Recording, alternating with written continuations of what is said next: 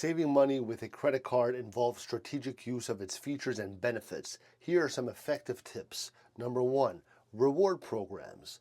Choose a credit card that offers cash back or rewards points on purchases. Use it every day. Use it for everyday expenses like groceries and gas to accumulate rewards. Number two now, sign-up bonuses. Many credit cards offer attractive sign-up bonuses if you meet a minimum spending requirement.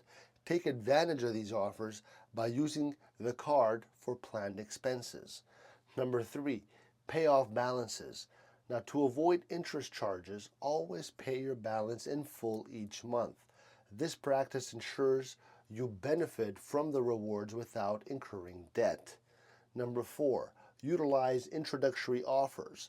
Some cards provide 0% APR for a set period. Use this feature wisely for larger purchases, allowing you to pay over time without interest. Number five, track spending. Use credit card statements and apps to monitor your spending habits. This can help you identify areas to cut back and save more. Number six, loyalty programs. Link your credit card, with retailers' loyalty programs for additional discounts and benefits. Now, by leveraging these strategies, you can maximize the benefits of your credit card while keeping your finances in check.